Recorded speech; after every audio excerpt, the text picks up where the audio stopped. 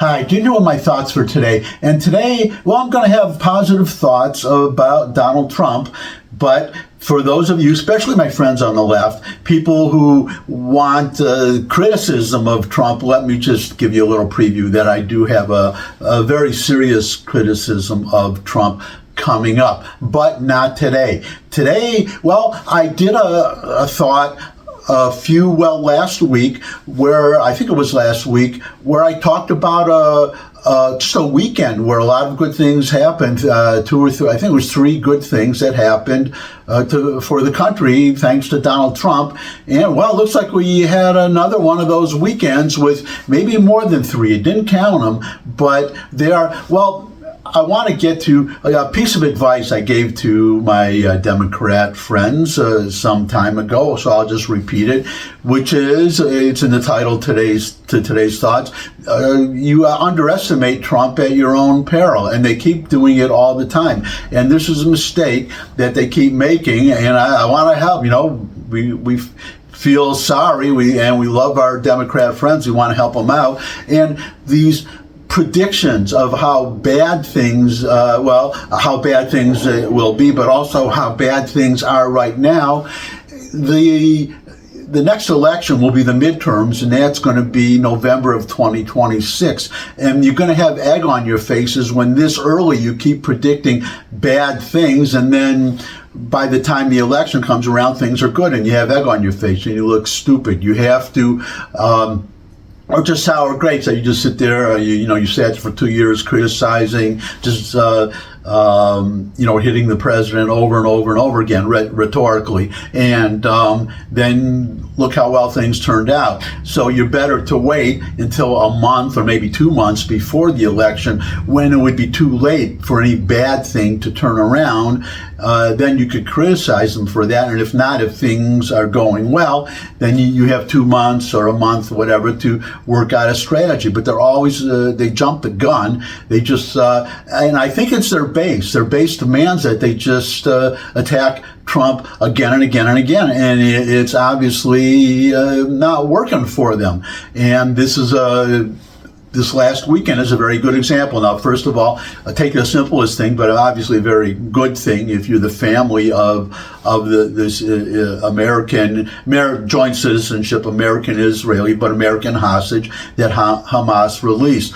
That's good news. Now, that will redound to the benefit of Trump, even though this hostage release, they were trying to curry favor with Trump because they want him to pressure the Israelis, because the Israelis pressure, they're getting ready to ramp up their attack. They're changing the whole strategy regarding Gaza. They were attacking Hamas, and they would attack them, and then the troops would leave, and then they would attack somewhere else, and whenever they would leave, the Hamas would come back in. Now they brought in a lot more soldiers, and they are going to hold territory. They're conquering territory, and they're holding it, so Hamas cannot come back. The point being, and plus they're changing the way that aid is distributed, so Hamas can no longer steal it.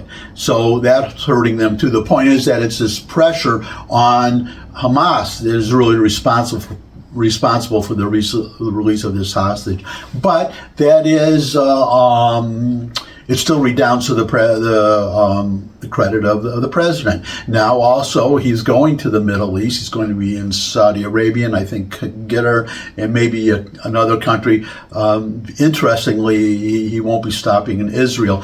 But there's supposed to be some kind of big announcement. Now, he said it was going to be before he left. So, was it this, the release of the American hostage? Was that the big announcement?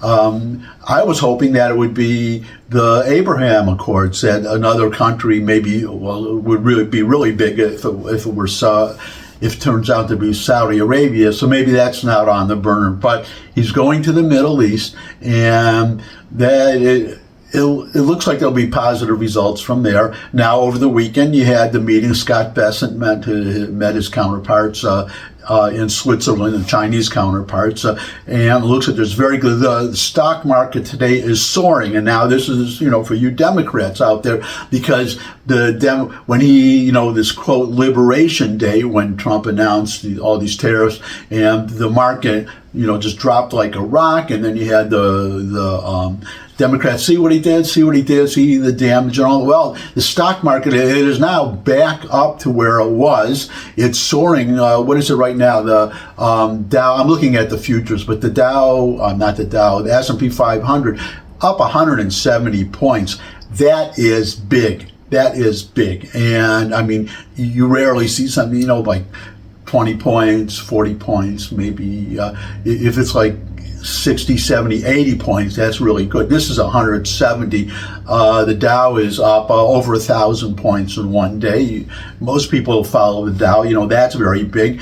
So that is another brownie point for Donald Trump. Now, he's also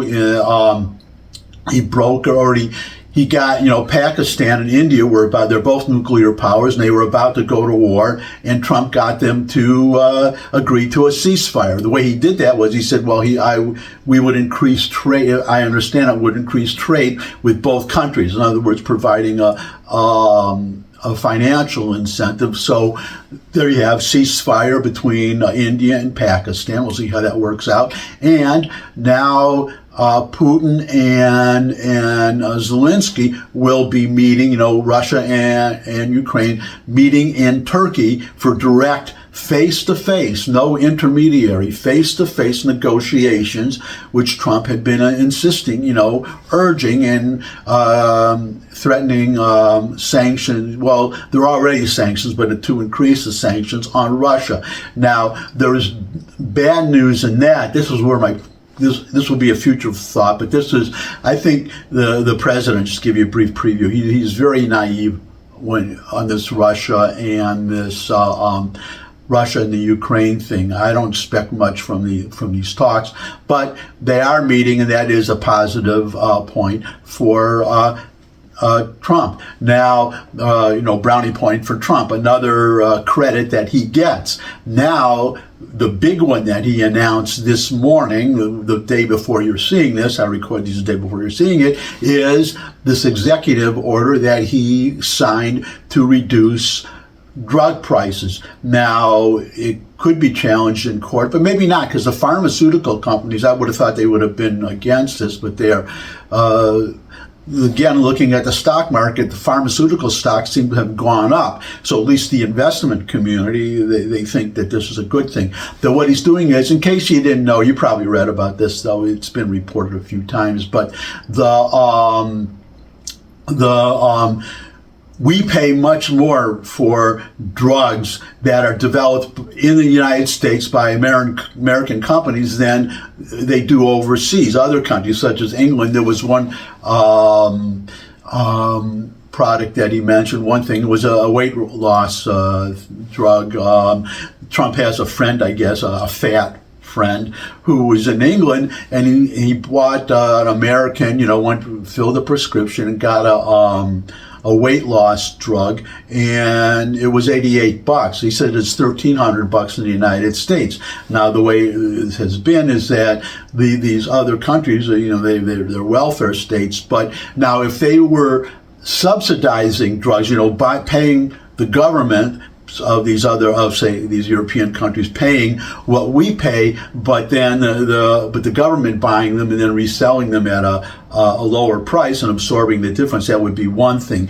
But my understanding from Trump and from other sources is that that for the consumer, no government involvement at all. It's cheaper in these other countries, because these other countries, they say, this is all we will pay, price fixing in a way. They say, this is what we will pay for XYZ drug, and that's it. And these pharmaceutical companies, that's all they can pay, all they can charge. So what do? They charge us more, and to make up the difference. So essentially, we're subsidizing these welfare states, the American taxpayer, not the American drug customer.